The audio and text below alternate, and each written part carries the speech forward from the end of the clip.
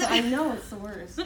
Okay, so thank you for coming in. You're welcome. Bobby, is it right? Yes, Okay. correct. My name is Madison, and I wanted to go over a couple of things before we get started. Okay. So what I want to talk about first is pronouns. I want to make sure that I address you correctly because you never know. I don't want to offend you or anything. Oh, absolutely. For example, I use she, her, hers. Mm-hmm. And if I were to, what would you use? That would be fine. The ones that you use are fine with me. She, her, hers? She, her, okay, hers. Wonderful. I just want to get that out of the way. Okay. And then I also want to ask, have you seen a therapist before? Yes. What was that experience like? Very good. I appreciated it was a gentleman, his insights and the tools he used to help me overcome the stress I was experiencing at the time. Oh, wonderful. So it was a good experience. It was. Okay, awesome. Mm-hmm. Well, I just want to go over how I kind of do things. Okay. So this is a partnership, as in Mm-hmm. I don't have the, answers or Mm-hmm. the how I'm not going to be able to fix, I'm going to move forward. Right. So I will work just as hard as you do. Okay. So we are going to figure this out together. Great. It's a journey together. Yes. Yeah. Okay. And then lastly, Mm-hmm. I want to go over some confidentiality, Okay. not issues, but things. Okay. Anything that goes on between us Mm-hmm. here stays between us. Okay. I'm not going to tell your friends, your kids if you have them, Yeah. your parents or whoever. It's just going to be between us, except there are a few exceptions. Okay. So if I suspect that you are harming yourself Mm-hmm. or others, those are one of those things where I'd have to tell somebody. Okay, that's And fine. also, if I suspect abuse or neglect toward an elderly person, Mm-hmm. a child, or a vulnerable adult, someone with a disability, Okay. or something of that nature. Okay. Also, if there is a court order, Yeah. if there's some reason why they need to get our notes, Right. I will have to turn those over. Okay. And lastly, if you give me permission, if Mhm. you sign something saying that you're okay with me, say if I refer you to someone else, you're okay with me handing those notes over, talking Okay. about what we've talked about. Okay. Do you have any questions about those exceptions? Nope. Pretty clear. Cool. So everything is between us. Okay. Except for those things. Okay. So, what brings you in today? Oh my goodness. Probably typical holiday doldrums, things like that.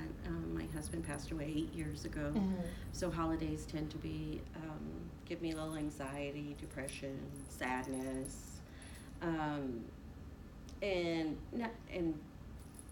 I like to blame other people for it sometimes, and maybe just that's my way of dealing with it. But like I stress about going to my families at the holidays because everybody's couples, or I feel, not that they're making me feel left out, but I always feel left out. And so I know in my mind that it's got to do with my own happiness and how I view myself. I still have a really hard time between Thanksgiving and Christmas. Yeah, so when you go to these events, it just kind of feels, would you say, a little lonely maybe? Yes. A little bit? Yeah. How does that make you feel knowing that? It makes me want to cry. Yeah. And it just, I don't know, it makes me want to not feel that way, but I can't always, like, I guess turn it on or turn it off, you know what I mean? It's like sometimes it's easier than others for me to just say, oh, Bobby, you're being silly, it's okay. But I mean, I also know it's okay to feel sad about it too. Yeah.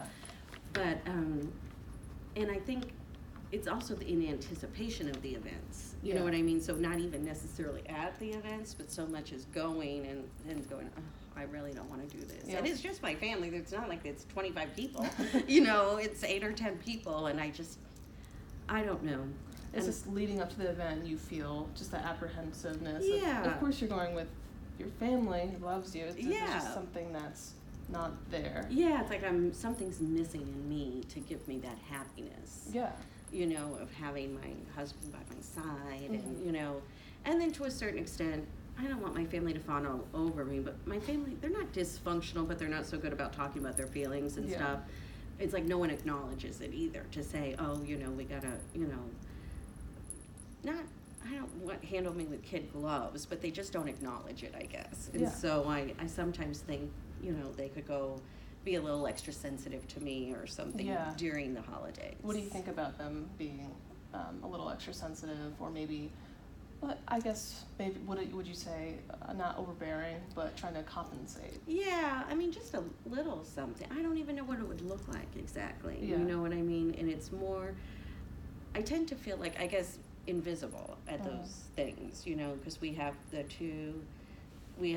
my sister has 2 grandkids, and so they're like the focus of attention, which is fine, and I mean, that's really what Christmas is about with the kids and everything, you know, but then just the rest of the time, I don't know, like, I don't have that someone special that has, you know, really thought so hard about getting me something so special, which my husband used to always do, so it's not about the gift, it's the thought process involved in it. Would you say you have, or do you have another support system? Oh yes, my girlfriends. Yeah, are they pretty good at? Yes, I have 2 or 3 girlfriends that, you know, one that could especially relate because she also lost her husband, and then the other 2 just, you know, they listen and, you know, and make me feel better about it. Yeah, how do they make you feel better? Just mostly listening and saying, oh, that must be so hard for you. You know what I mean? Yeah. And they acknowledge my feelings. Like, I can't talk about this with them, my family. Yeah. How does it make you feel when they say that must be hard? That they have compassion or empathetic to what I'm going through. Yeah. Must feel good. Yes, it does. What have you tried to do around the holidays, or anything that has made you feel better, different, or? I drink wine after work. That's great. Yeah, not every night, but you know. Yeah. There's just more of just like self-awareness type things to say, and I can talk myself out of it. I just find myself having to do that more and more. But there was just a word we were talking about, being mindful. Yeah. Of how I feel. So what else have you been doing to be mindful, or doing some self-care maybe? Not really. Just the mindfulness, really, to say, Bobby, you know, come on, pull it together, kind of thing. You know, it's been 8 years. You need to move on. And it's okay to still feel those feelings after so long. I know, but sometimes I let them consume me, and that's where I feel like I can't stop it. You know what I mean? And so I just pretty much will psych myself up right before I go be with my family. You know, I psych myself up not to feel alone and to be, you know, joyful and carry on with everybody, you know, and because I just think, and that's what they expect me to do also. Yeah. They expect Bobby to be there, you know. How does it make you feel, like, knowing that is probably what they're expecting? That aggravates me too, I guess, you know. Because if I just go in and I'm real quiet, then, what's wrong with Bobby? Or, you know, well, actually, they won't even ask me. It just drops. It's like a non-event. And so that's even more aggravating. Would you rather them ask you, do you think? I don't know. That's just, I don't know how I want them to be. It's hard. I don't want them to say, oh, I'm sorry that Ray's not here with you, because that will make it even worse. I don't know. I guess just a little extra TLC or something. You know what I mean? Yeah. Little signs that they're aware. Just maybe a little bit more attention. Maybe. But not overbearing. Exactly. It's hard to find that balance between, you would like that attention, you want to be coddled a little bit, but you don't want to be smothered. Yeah, exactly. Like, I get it, it's the holidays, yeah, I am. Exactly. And I mean, in the last therapist I saw, he helped me understand that my family gives what they can, and so I can't be mad at them, because that's what they're capable of. And so I struggle with that too, you know. So I have to psych myself up. They don't know any better. They don't know how to do it. And he even tried to encourage me to talk to them about it, and I said I can't, because they shut down. Like, my sister primarily will shut down if I try to have a conversation with her about anything meaningful. What do you think about your sister shutting down? It pisses me off. Yeah. Makes you mad? And I think that's why my friends are better support, because they're like the sisters I would have chose. Yeah. I love my sister. Of course. But I wish she and I could have conversations about important things instead of where we're going to go have lunch, you know, or what are we going to have for dinner on Christmas. You know what I mean? We don't ever have personal type conversations as a rule. How do you think it would make you feel if she was more open to talk to you? Oh, I think I would feel so much better. Would holidays be a little easier? Yeah. A little bit? Mm-hmm. Just having that one person who's normally standoffish about what's Mm-hmm. happened, Mm-hmm. she would open up a little bit, you'd probably feel better. I probably would. Yep. If I was going through that, I'd feel Mm-hmm. horrible. Yeah. I mean, my dad seems to care actually more than anybody. He's, ever since Ray died, he's always kind of, I don't know, almost like I'm his favorite for some reason, but probably because he feels bad for me that I'm alone. And maybe that's a dad thing, you know, Yeah. but he seems to more than anyone do that. And so I will kind of tend, I think, to gravitate towards him with all the chaos and everything. Yeah, so around the holidays you kind of just linger towards your dad. He's Mhm. pretty good at making you feel better. Yes. Well, that's really nice to hear that you have your dad. One person. How does your mom feel about everything? Oh, my mom, I think, is becoming senile, or Oh. she's very self-centered. She only cares about the great-grandkids. She, it used to be I could talk to her, but yeah, something's twisted in her mind now, I think, and she's very needy, very selfish. So how does that make you feel knowing that, you know, you have your own needs that you want for your mother? Oh, that pisses me off. Yeah. You know, yeah, I try to call and talk to her about something, and then it's all about her. Yeah. You know, it's not about, hey, what's going on with you, or, Exactly. you know, you want a two-way street kind of thing. Yeah, I totally understand that. You're wanting something from your mother that she's not really giving you. Exactly. But luckily you do have your dad. Yes. On a scale of 1 to 10, how does it make you feel knowing, like 10 being great, Mm-hmm. 1 being the worst? How does it make you feel being around your friends? Like Oh, gosh, 10 being 10. the best. Yes. Yeah, So, 10. like, what did I say? I Yeah, forgot. yeah, 10 is the best. Okay, wonderful. Yes, yes. How do they? Do you guys go out? Do you just this is a little chit chat? Just makes you Yeah. feel pretty good. Yeah, and sometimes we'll get together. Like this weekend, we're doing my roommate and our friend Pat. We're getting together on Friday night, and then getting together with our friends Carolee and Madison in between Christmas and New Year's, and then spending New Year's with Anna and Pat. So I kind of plan things to keep myself from going there in, because I love them and want to spend time with them, and they bring me joy. Yeah, that's what I was going to ask. If Mhm. around the holidays, do you find yourself just trying to keep busy? Yes, and trying to find that joy, because otherwise I'd sit on the couch and cry. The holidays are hard. They for are many for- people. I And know. You know, I think you're handling it pretty well from what it sounds Well, like. thanks. We have plenty of time to keep going. Oh, what else can I tell you about it? I hate to say my family's dysfunctional. They just don't deal with things. Yeah. You know what I mean? Mhm. And I'm so vocal, and I want to talk about everything. If there's a problem, I want to talk about it. Yeah. Are they vocal at all about? No, not about stuff like that. Not at all. There isn't really a time where you just open up about anything. Nope. Like my sister will typically have an outburst during the holidays, just because she's stressed, because it's always at her house, and you know she'll get stressed about it, and then she'll yell at her husband or at my mom and dad, and everyone just kind of ignores it instead of saying, "Really, Joanne, was that necessary?" Right. Whereas I would say, "Come on, what's going on? Why are you so stressed out? Of course. You know, let's take a chill pill." What would happen if you did say that? Oh my God, everybody would go. Pigs are flying. What is she saying? Why would we do such a thing? You know. Whereas I can give you an example of where I just did this with my friend Carolee. We were in the hallway talking, and during shutdown at where I work, we have my boss has told us we have to monitor our email, for example, and so if stuff comes up urgent, that we have to do it. Well, Carolee's boss has not told her that. Mm-hmm. She says, "No, I'm not logging on." I said, "Well, that's fine." I said, "You got to do what your boss says, and I'll do what mine says," because we share a responsibility with regard to one of our systems. Okay. So I just asked her, "Are you going to be logging on?" She said, "No," and we figured out that my boss told me one thing, her boss told her another thing, Mm-hmm. and I said, "Well, don't worry about it then. I will do it." And I wasn't doing it to be condescending. I was just like, "No, you got to do what your boss." You know what? Yeah. But I could never have a conversation like that with my sister or my family. Ever, never, never, never. And so I said, "Really?" But then she ended up feeling bad, and I'm like, "Listen, I would tell you if it pissed me off, you know." Yeah.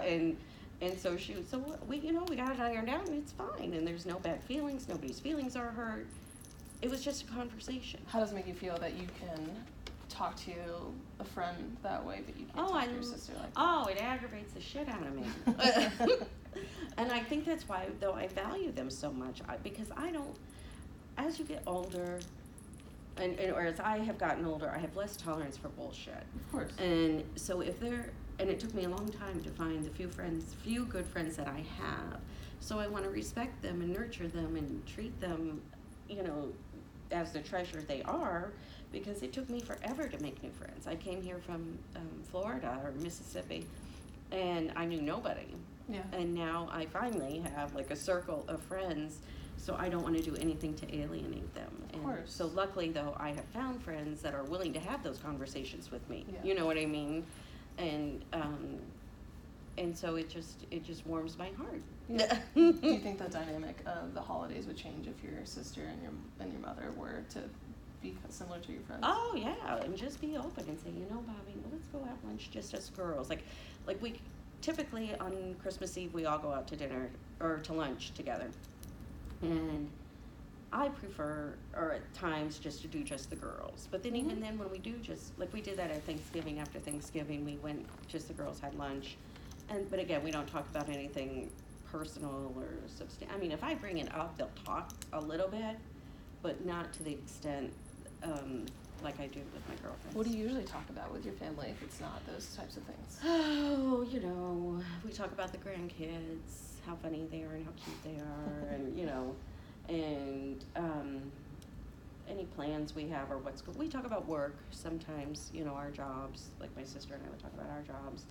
And just what's going on, oh, we did this week, or, kind of sounds like surface level things. Yes. Nothing that penetrates the surface. No. It's unfortunate.